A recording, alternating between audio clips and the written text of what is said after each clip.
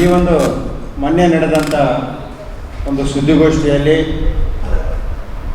ಸ್ವಯಂ ಘೋಷಿತ ರಾಜ್ಯ ಕಬ್ಬಲಿಗ ಹೋರಾಟ ಸಮಿತಿಯ ಅಧ್ಯಕ್ಷರಂತ ಹೇಳಿಕೊಂಡು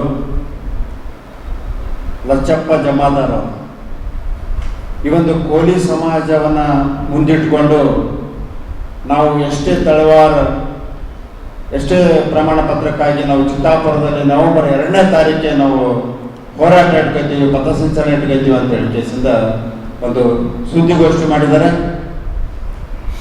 ಆ ಒಂದು ಸುದ್ದಿಗೋಷ್ಠಿಯ ಪ್ರಯುಕ್ತ ನಾನು ಇವತ್ತು ಖಂಡನೆ ವ್ಯಕ್ತಪಡಿಸ್ತೀನಿ.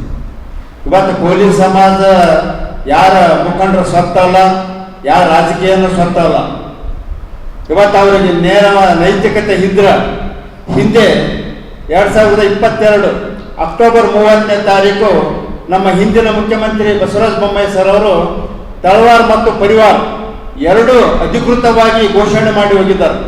ಆ ವೇದಿಕೆಯಲ್ಲಿ ಹಿಂದುಳಿದ ಮೋರ್ಚಾದ ವಿರಾಟ್ ಸಮಾವೇಶ, ರಾಜ್ಯ ಸಮಾವೇಶ ಸಾಕಷ್ಟು ಒಂದು 10 ಲಕ್ಷ ಜನ ಸೇರಿದ್ರು. ಅವತ್ತಿನ ದಿನ ಘೋಷಣೆ ಮಾಡಿ ಖಂಡಿತವಾಗಿ ಬಹಿರಂಗವಾಗಿ ಘೋಷಣೆ ಮಾಡಿದ್ದಾರೆ. ಅದೇ ಸಮಯದಲ್ಲಿ ಇದೇ ಲಚ್ಚಪ್ಪ ಜಮಾದಾರ್ ಅವರು ವೇದಿಕೆ ಹತ್ರ ಬಂದು ಬೊಮ್ಮಾಯಿ ಅವರಿಗೆ ಅಭಿನಂದನೆ ಸಲ್ಲಿಸಿ ಕಾಲು ನಮಸ್ಕಾರ ಮಾಡಿದ್ದು ನನ್ನ ಬಳಿ ಫೋಟೋ ಸಾಕ್ಷಿ ಸಮೇತ ಇದೆ. ಅಭಿನಂದನೆ ಸಲ್ಲಿಸರು ಬೊಮ್ಮಾಯಿ ಸರ್ ಅವರಿಗೆ. ಸರ್, ನೀವು ಒಂದು ಗಟ್ಟಿತನದಿಂದ ಇವತ್ತು ನಮ್ಮ ಸಮಾಜಕ್ಕೆ ನ್ಯಾಯ ಕೊಟ್ಟಿರಿ.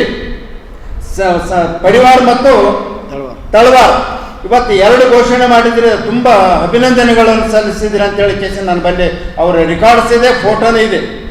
ಅಂತ ವ್ಯಕ್ತಿ ಇವತ್ತ ಕಾಂಗ್ರೆಸ್ ಪಕ್ಷ ಸೇರಿದೊಡನೆ ಇವತ್ತ ತಳವಾರ್ ಬಗ್ಗೆ ಬಹಳ ಅಭಿಮಾನ ಕಂಡರು. ಇವತ್ತು ಇಡೀ ರಾಜ್ಯದಲ್ಲಿ ಅಂತ ಬೊಮ್ಮಾಯಿ ಸರ್ ಅವರ ಘೋಷಣೆ